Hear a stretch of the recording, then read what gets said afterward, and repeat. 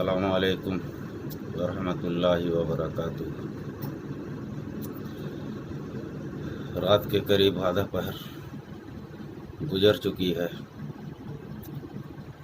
دل کی بے چینی اور دل کا درد اتنا بڑھا کہ ہمیں مجبوراً پھر آپ کے سامنے ایک بار روبرو ہونے کے لیے مجبور ہونا پڑا۔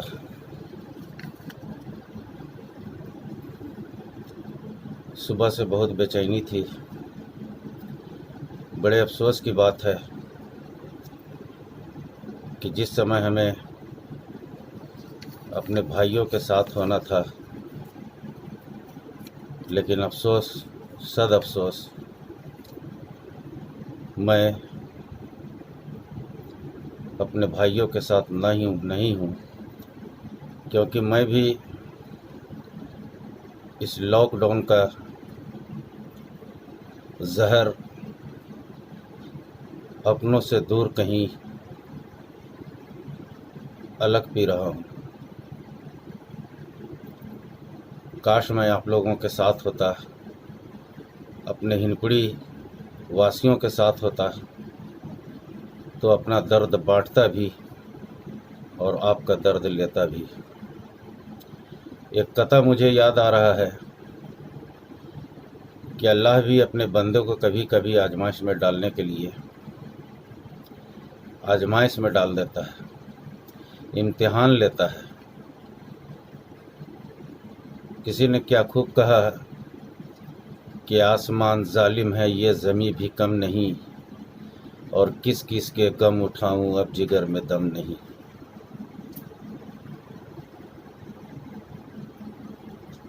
لیکن پھر بھی اس جگر میں دم نہ ہونے کے باوجود اپنا درد آپ لوگوں کے بیچ بانٹنے کے لیے اتنی رات کو چلا آیا، اس کے لیے آپ لوگوں سے معافی کا طلبگار ہوں۔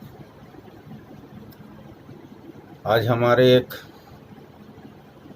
قوم کے بھائی کا تدفین کرنے کے لیے صبح 9 بجے سے میں جو اتنا دور رہ کر کے بھی سارا معاملات کو دیکھ رہا ہوں، بڑا افسوس لگتا ہے میرے بھائی۔ میں قوم کی بانٹنے کی بات نہیں کر رہا ہوں، نہ ہی فرقہ پرستی کی بات کر رہا ہوں۔ ہندوستان کے سب سے بڑے مہاتما گاندھی نے کیا خوب کہا تھا کہ ہمارا اللہ، ہمارا ایشور، ہمارا گاڈ، ہمارا خدا ایک ہے، صرف پہنچنے کے راستے الگ الگ ہیں۔ کوئی سجدہ کر کے پہنچ رہا، کوئی پوجا کر کے پہنچ رہا۔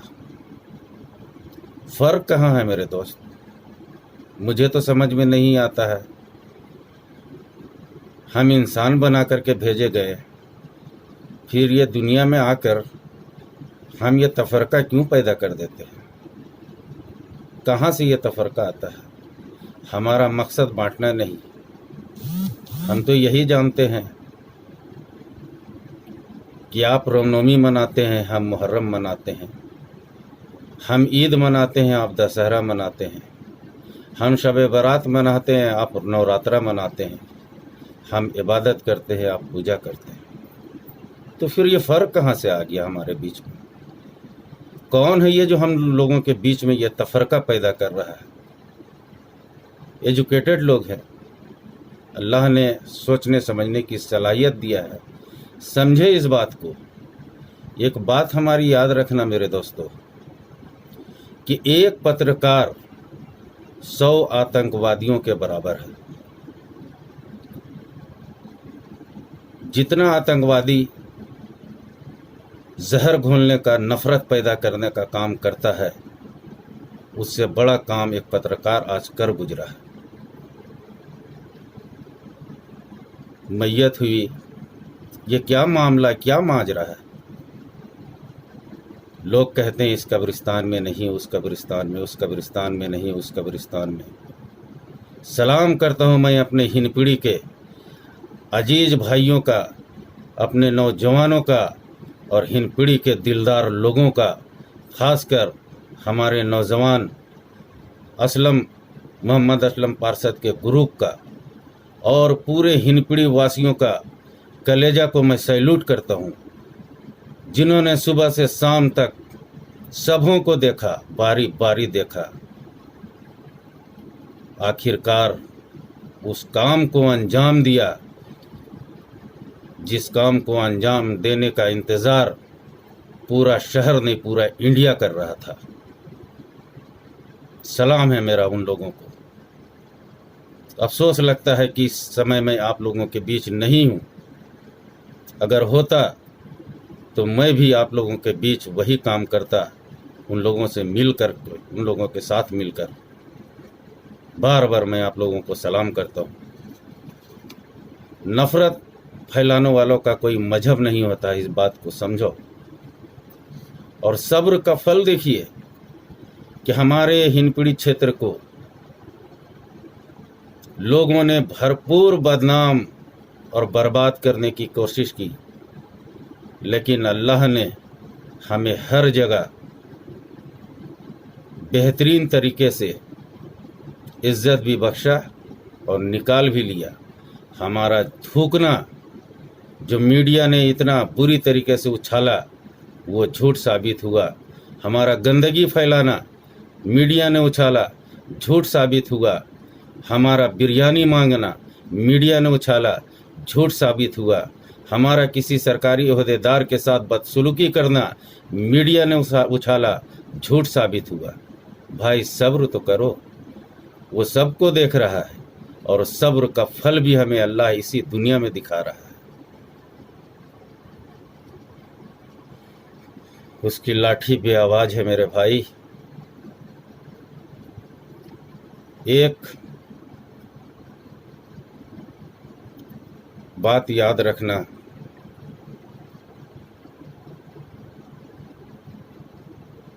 کہ اللہ بہت بڑا رحیم ہے، بہت بڑا کریم ہے، لیکن اس کے ساتھ ساتھ اس چیز کو یاد رکھنا، یہ ہمارا ایمان کہتا ہے کہ اللہ رحیم اور کریم کے ساتھ ساتھ بہت بڑا قہار بھی ہے۔ دعا کرو کہ اللہ اپنی قہاری سے ہم سب کی حفاظت فرمائے۔ کوئی کچھ کہے، کوئی کچھ بولے، میڈیا والے ہوں، ادر کوئی بھی ہو، صبر کرنا ہے۔ ان کے سوالوں کا، ان کی کٹاچ کا پرتکریا نہیں دینا ہے، ہمیں جواب نہیں دینا ہے، خاموشی سے اس کا استقبال کیجیے، اللہ کے اوپر چھوڑ دیجیے، اللہ اس کا جواب دے رہا ہے اور دے گا۔ ہمارا اسلام معافی کرنے کی تلقین دیتا ہے، نہ کہ وار کرنے کی۔ صفائی میرا آدھا ایمان ہے، سمجھو اس بات کو، یہ مان کر کے چلیے کہ پوری دنیا میں، خاص کر ہمارے ہندپیڑھی میں مان کر کے چلیے کہ گندگی کا انبار لگا ہوا ہے، اس گندگی سے ہمیں بچنا ہے۔ دروازے کے باہر گندگی ہے، چوک چوراہے میں گندگی ہے، مان کر کے چلیے کہ گندگی کا انبار پھیلا ہوا ہے، ہم کہیں قدم نہیں رکھ سکتے ہیں۔ تو اس کے لیے ہمیں اپنے آپ کو لاک کرنا ہوگا، اپنے آپ کو گھروں میں قید کرنا ہوگا۔ بھائی اللہ کا بھی یہی مصلحت ہے، اللہ بھی یہی چاہتا ہے۔ اگر اللہ کی مصلحت نہیں ہوتی تو اللہ کا در ہمارے لیے کھلا ہوتا، اللہ کا در ہمارے لیے بند نہیں ہوتا۔ ابھی بھی وقت ہے کہ ہم اپنے گناہوں کی معافی تلافی کریں، وقت دیا اللہ نے۔ ہم ابھی نہیں عبادت کریں گے، ابھی نہیں اللہ کو یاد کریں گے، پورا وقت دیا ہے۔ نہ کام کرنا ہے، نہ کسی چیز کا بدل لینا ہے، بس ایک کام کرنا ہے، عبادت، اللہ اللہ اور اللہ۔ بھائی ابھی نہیں تو کبھی نہیں، ابر کرتے کرتے قبر میں چلے جائیں گے۔ حال آپ کے سامنے موجود ہے۔ اس سے بچنے کے لیے اپنے آپ کو پوری طریقہ سے ہمیں لاک ہوم کرنا ہوگا. یہ جو پرشاسن کے لوگ، صفائی کرمی کے لوگ، سواستھ کرمی کے لوگ، یہ جو اتنا محنت کر رہے ہیں، یہ ہمارے اور آپ کے لیے کر رہے ہیں. اس کو سمجھنا ہوگا ہمیں اور آپ کو، نہ کہ اپنی بھلائی کے لیے. ان کے بھی بال بچے ہیں، ان کے بھی پریوار ہے. سب کچھ چھوڑ کر وہ ہم لوگوں کے پیچھے پڑے ہوئے ہیں.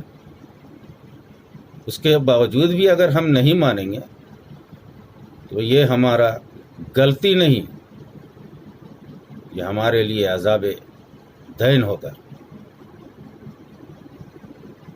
سوچنا ہوگا، ہمیں اور آپ کو مل کر سوچنا ہوگا. بس ایک ہی کام ہے، اللہ کے آگے سجدہ روبرو ہو جائے اور دعا کرے کہ یا اللہ اس وبا کو جتنی جلد سے جلد ہو سکے ہم سے دور کر دے.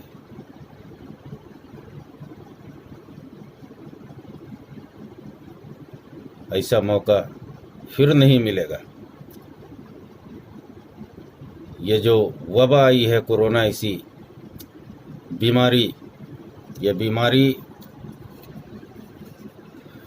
کسی ذات، کسی دھرم نے اس کو جنم نہیں دیا ہے. یہ تو مان کے چلنا ہے کہ یہ عذاب الہی ہے. اگر کیندر سرکار، راجیہ سرکار ہمیں یہ آگاہ کر رہا ہے کہ اپنے آپ کو لاک ڈاؤن کر لو، بھائی ہنس کے مانو، رو کے مانو، دل سے مانو، نہ مانو. ہمارا پردھان منتری ہے، یہ ماننا پڑے گا. ہمارا گرہ منتری ہے، یہ ماننا پڑے گا. وقت کے ساتھ چلیے، چھوڑ دیجئے وہ کیا کر رہا ہے. اللہ بہت بڑا ہے، جواب ہر کوئی کو ملے گا. بہت افسوس، بے چینی سی محسوس ہو رہی تھی. صبح سے درد محسوس کر رہا تھا. مجبوراً آنا پڑا کچھ کہنے کے لیے، تاکہ اپنے درد کو آپ کے سامنے بانٹ سکوں. ہم مسلمان ہیں، ہم ہندوستانی ہیں، اس کے باوجود بھی ہماری انسانیت کہاں چلی گئی. ایک بزرگ کی موت ہوتی ہے، صبح 9 بجے سے لے کر رات کے 1 بج گیا. ہر لوگوں کا دروازہ کو کھٹکھٹایا گیا، کسی نے اسے اپنانے کے لیے تیار نہیں ہوا. واہ، آنے والے وقت میں، آنے والے ہمارے نسلوں کی اتہاس میں یہ لکھا جائے گا کہ پوری دنیا جس سمے دھتکار رہی تھی، ہندپڑی والوں نے اسے اپنے گلے سے لگایا اور اپنے گھر میں اسے جگہ دی اور یہیں مدفون کیے گئے، یہیں دفن کیے گئے. یہ ہوتا ہے جذبہ، یہ سکھاتا ہے اسلام. لیکن افسوس لگتا ہے ان لوگوں کے اوپر جنہوں نے ہماری قوم کی میت کو دھتکارا ہے. جب ہمارے اپنے لوگ ہماری میت کو نہ اپنا سکے تو ادر لوگ کیسے اپنائیں گے؟ انہیں بھی تو ڈر ہے. اگر انہوں نے اعتراض کیا تو کیا غلط کیا؟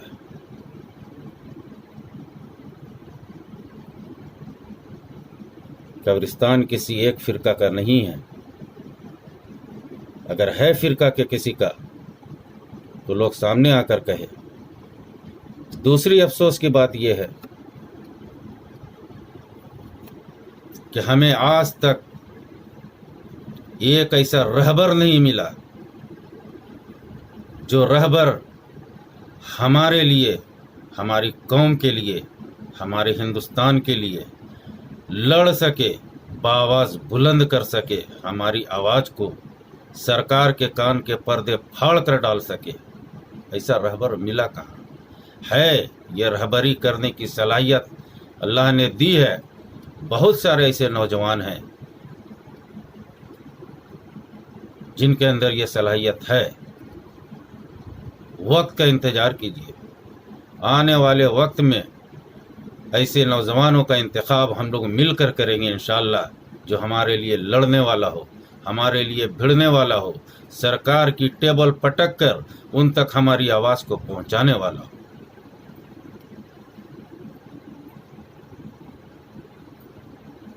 اور کہنے کو بہت کچھ ہے، بات لمبی ہو جائے گی. آپ بھی پرہیز کرنے لگیں گے ہم سے، اس لیے زیادہ نہ کہتے ہوئے میں آخری یہی کہنا چاہوں گا: صبر. گھروں میں رہ کر صبر. سرکاری پھنڈا مل رہا ہے تب بھی صبر، نہیں مل رہا ہے تب بھی صبر. سرکار کا ساتھ دیں، پرشاسن کا ساتھ دیں، لیکن اس کے ساتھ ساتھ پورے میڈیا کا دل سے، دماغ سے، ہاتھوں سے، گھر سے، چوک سے، چوراہے سے، ہر طرف سے، ہر جگہ سے بائیکاٹ کریں. اللہ حافظ.